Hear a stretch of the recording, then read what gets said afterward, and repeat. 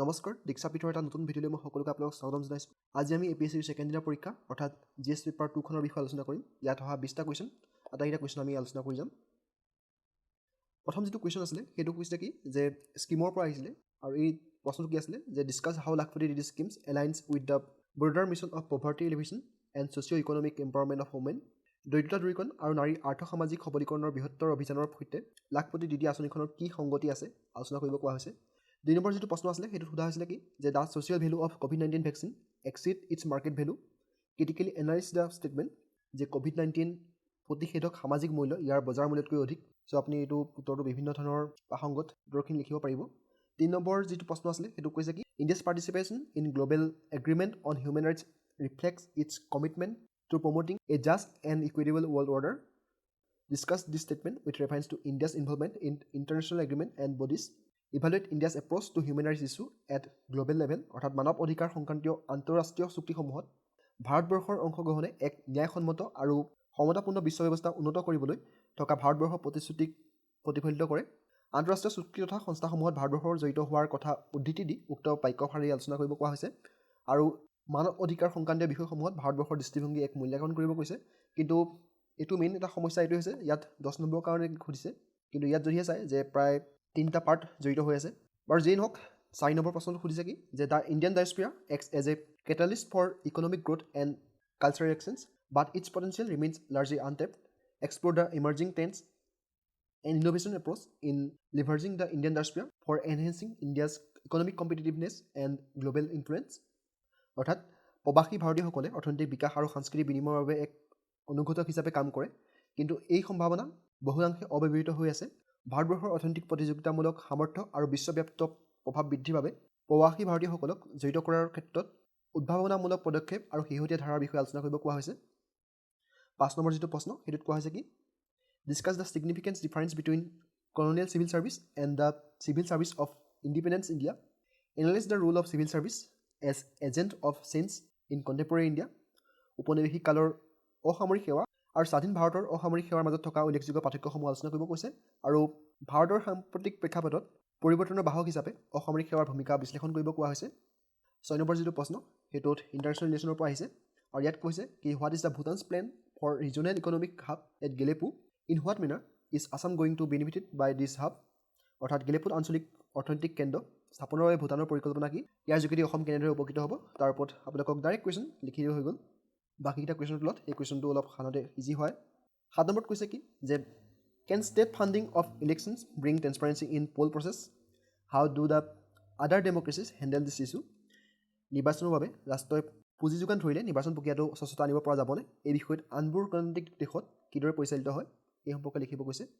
8 number যিটো প্ৰশ্ন সেইটোত কৈছে কি do you think fencing the Indian Myanmar border is an effective step to check terrorist activities and drug trafficking, justify your answer in the light of central decision to fence the porous India's Myanmar border, অৰ্থাৎ সন্ত্ৰাসবাদী কাৰ্যকলাপ আৰু drug সৰবৰাহ ৰোধ কৰাৰ ক্ষেত্ৰত ভাৰত ম্যানমাৰৰ আন্তৰ্জাতিক সীমাত বেৰ নিৰ্মাণ কৰাটো এটা ফলপ্ৰসূ পদক্ষেপ বুলি আপুনি ভাবেনে?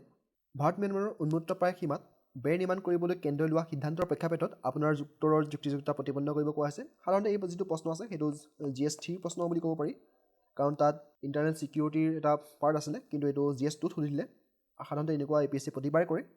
9 নম্বৰ যিটো প্ৰশ্ন আছিলে সেইটোত কৈছে কি constitutional bodies in India need to fulfil the role of watchdog of democracy while keeping themselves out of executive interference, discuss this statement with critically evaluating the functioning of Controller and Auditor General of India, অৰ্থাৎ কেগৰ ওপৰত আপোনালোকক প্ৰশ্ন সুধিছে। ভাৰতবৰ্ষৰ সাংবিধানিক গোটসমূহে কাৰ্যপালিকাৰ হস্তক্ষেপৰ পৰা আঁতৰি থাকি গণতন্ত্ৰৰ সতৰ্ক প্ৰহৰীৰ ভূমিকা পালন কৰাটো উচিত, এই মন্তব্য আলোচনা কৰক। আৰু ভাৰতবৰ্ষৰ নিয়ন্ত্ৰক তথা মহালেখ পৰীক্ষক অৰ্থাৎ কেগৰ কথা কৈছে, তেওঁ কাৰ্যাৱলী এক ক্ৰিটিকেলি ডিছকাছ কৰিব কৈছে। 10 নম্বৰ যিটো প্ৰশ্ন সেইটোত কৈছে কি bureaucracy is not an obstacle to democracy but an inevitable complement to it, evaluate this statement in the light of criticism suggesting that bureaucracy fails to facilitate change, গণতন্ত্ৰৰ বাবে আমোলাতন্ত্ৰ হেঙাৰ নহয় বৰঞ্চ ই এক অনিবাৰ্য পৰিপূৰকহে, আমোলাতন্ত্ৰই পৰিৱৰ্তনক আগবঢ়াই নিয়াত ব্যৰ্থ হোৱা বুলি থকা সমালোচনাৰ আলমত কথাভাগি আলোচনা কৰিব গৈছে। আৰু এতিয়াৰ পৰা 15 মাৰ্কছৰ কুৱেশ্যন আৰম্ভ হৈ গৈছে। 15 মাৰ্কছৰ প্ৰথম যিটো প্ৰশ্ন সেইটো যদি আপোনালোকে চাই তেতিয়া দেখিব সেইটো সাধাৰণতে GS3 এটা কুৱেশ্যন হয়। এই প্ৰশ্নটো কৈছে কি the recently passed forest conservation amendment bill 2023 seek to balance the case of forest conservation with the requirement of strategic infrastructure development, discuss the possible impact of such intervention in state of north east India. শেহতীয়াভাৱে গৃহীত বন সংৰক্ষণ সংশোধনী বিধেয়ক 2023ৰ জৰিয়তে বন সংৰক্ষণৰ উদ্দেশ্য আৰু কৌশলগত আন্তঃগাঁথনি নিৰ্মাণৰ মাজত এক সন্তুলন ৰক্ষা কৰিব বিচৰা হৈছে। উত্তৰ পূব ভাৰতৰ ৰাজ্যসমূহত এনে পদক্ষেপৰ সম্ভাৱ্য প্ৰয়োগ আলোচনা কৰিব কৈছে। 12 নম্বৰ যিটো প্ৰশ্ন কৈছে ইয়াত কৈছিলে কি the increasing use of artificial intelligence is expected to fundamentally transform the ways in which governance is done in India. Discuss the challenges to be faced in this regard. কৃত্ৰিম বুদ্ধিমত্তাৰ ক্ৰমবৰ্ধমান প্ৰয়োগে ভাৰতবৰ্ষৰ প্ৰশাসনীয় কাৰ্যসমূহত মৌলিক ৰূপান্তৰ ঘটাব বুলি আশা কৰা হৈছে। এই ক্ষেত্ৰত সন্মুখীন হ'ব পৰা প্ৰত্যাহ্বানসমূহ আলোচনা কৰিব কৈছে। 13 নম্বৰ যিটো প্ৰশ্ন সেইটোত কৈছে কি examine the impact of developed countries immigration policies on India's skilled workforce and diaspora communities, analyze how visa regulation and skill immigration program in countries like USA and Canada affect India's brain drain and diaspora engagement. ভাৰতবৰ্ষৰ দক্ষতা সম্পন্ন শ্ৰমিক বাহিনী আৰু প্ৰৱাসী ভাৰতীয়সকলৰ ওপৰত উন্নত ৰাষ্ট্ৰসমূহৰ অনুপ্ৰৱেশ নীতিৰ প্ৰভাৱ পৰীক্ষা কৰিব গৈছে। আমেৰিকা যুক্তৰাষ্ট্ৰ আৰু কানাডাৰ দৰে দেশৰ ভিছা নিয়ম আৰু দক্ষ লোকৰ অনুপ্ৰৱেশ কাৰ্যসূচীয়ে ভাৰতৰ মেধা বহিগমন আৰু প্ৰৱাসীসকলৰ ওপৰত কেনেধৰণে প্ৰভাৱ পেলাইছে সেয়া বিশ্লেষণ কৰিব গৈছে।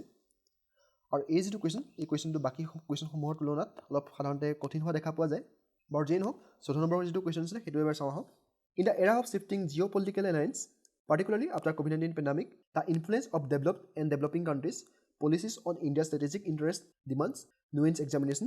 Analyze the multifaceted impact of evolving foreign policies and political dynamics of major powers on India's national security and regional stability. Provide recent examples and propose innovative diplomatic strategies to safeguard India's interests. সাধাৰণতে এই যিটো question এই কুৱেশ্যনটো কোনো এখন কিতাপত আপোনালোকে উত্তৰ বিচাৰি নাপায়। যদিহে আপোনালোকে নিউজ পেপাৰ নপঢ়ে তেতিয়াহ'লে আপোনালোকৰ উত্তৰ কৰাৰ অলপ বহুত সমস্যা আহি পৰিব। Good governance a considered to key to achieving sustainable development and human wellbeing. Evaluate this assertion with the reference to the initiative undertaken by government of India in realizing the sustainable development goal SDG। বহনক্ষম উন্নয়ন আৰু মানৱ কল্যাণ সাধনৰ হকে সুপ্ৰশাসক এক গুৰুত্বপূৰ্ণ আহিলা স্বৰূপে গণ্য কৰা হয়। বহনক্ষম উন্নয়নৰ লক্ষ্যক বাস্তৱিত কৰাৰ বাবে ভাৰতবৰ্ষ চৰকাৰে গ্ৰহণ কৰা পদক্ষেপসমূহৰ আলমত এই উক্তি মূল্যায়ন কৰিব কৈছে। SDGৰ ওপৰত প্ৰত্যেক বছৰে কুৱেশ্যন আহি আছে, বিভিন্ন ৰূপে ইয়াক আহিছে। আগতে ডাইৰেক্ট কুৱেশ্যন আহিছিলে কিন্তু এইবাৰ অলপ ইনডাইৰেক্টলি সুধিছে। 16 নম্বৰ যিটো প্ৰশ্ন সেইটো ইণ্টাৰনেশ্যনেল ৰিলেশ্যনৰ পৰা আহিছে। What is quadrilateral security dialogue অৰ্থাৎ Quad, elucidate the opportunities in India's under Quad arrangement. চতুৰ্পক্ষীয় সুৰক্ষা আলোচনা কি? এই কোৱাড ব্যৱস্থাৰ জৰিয়তে ভাৰতবৰ্ষৰ বাবে উদ্ভৱ হোৱা সম্ভাৱনাসমূহৰ ওপৰত আলোকপাত কৰিব কৈছে। 17 নম্বৰ যিটো প্ৰশ্ন ইয়াত কৈছে কি to paraphrase Mark Twain, if you don't watch news you will be uninformed, if you do you will be misinformed. In the context of this statement assess the role of India's media as the fourth pillar of democracy. Mark টুইনে কোৱাৰ দৰে আপুনি যদি বাতৰি নাচায় তেতিয়াহ'লে আপুনি তথ্যৰ পৰা বঞ্চিত হৈ ৰ'ব, আপুনি যদিহে চায় তেনেহ'লে তথ্যৰ দ্বাৰা বিভ্ৰান্ত হ'ব। এই উক্তিৰ আলমত গণতন্ত্ৰৰ চতুৰ্থ স্তম্ভ হিচাপে ভাৰতীয় সংবাদ মাধ্যমৰ ভূমিকা পৰ্যালোচনা কৰিব দিছে। 18 নম্বৰ যিটো প্ৰশ্ন তাত কৈছে কি describe the silent feature of flag code of India 2002। ভাৰতীয় ধ্বজা সংহিতা 2002 প্ৰধান বৈশিষ্ট্যসমূহ বৰ্ণনা কৰা। 19 নম্বৰ প্ৰশ্নত কৈছে rights to dissent is the life line of democracy explain. ভিন্নমত প্ৰকাশৰ অধিকাৰ গণতন্ত্ৰৰ জীৱনৰেখা ব্যাখ্যা কৰক। এই যিটা কুৱেশ্যন আছে 18 আৰু 19 এই কুৱেশ্যনখিনি যদিহে চাই তেতিয়াহ'লে দেখিব যে এই যিবোৰ সাধাৰণ কুৱেশ্যন আছে সাধাৰণতে ইয়াৰ উত্তৰ বহুত কম থাকে। এই প্ৰশ্নসমূহ যদিহে আমাক 10 নম্বৰৰ কাৰণে দিলেহেঁতেন তেতিয়াহ'লে সুবিধা বেছি হ'লহেঁতেন। তথাপি 15 নম্বৰৰ কাৰণে দিছে, সম্পূৰ্ণৰূপে উত্তৰ কৰাত অলপ প্ৰব্লেম আহি পৰিব। 20 নম্বৰ যিটো প্ৰশ্ন সেইটোত কৈছে কি what is mission Karmayogi, analyze is effectiveness in bringing civil service reforms through a capacity building approach. অৰ্থাৎ কৰ্মযোগী অভিযান কি? সামৰ্থ্য বৰ্ধন প্ৰচেষ্টাৰ জৰিয়তে অসামৰিক সেৱাৰ সংস্কাৰৰ ক্ষেত্ৰত এই অভিযানৰ কাৰ্যকাৰিতা বিশ্লেষণ কৰক। চ' এইকেইটা আছিলে টোটেল 20টা কুৱেশ্যন। ইয়াৰ পিছত GST প্ৰশ্নখন মই আপোনালোকৰ লগত ডিছকাছ কৰিম। আৰু আপোনালোকে জানে এই প্ৰশ্নখনৰ যিটো PDF মই ডিছক্ৰিপশ্যনত দি দিম, আপোনালোকে তাৰ পৰা ডাউনলোড কৰি ল'ব পাৰিব। চ' ভিডিঅ'টো ইমানতে সামৰিছোঁ, ধন্যবাদ।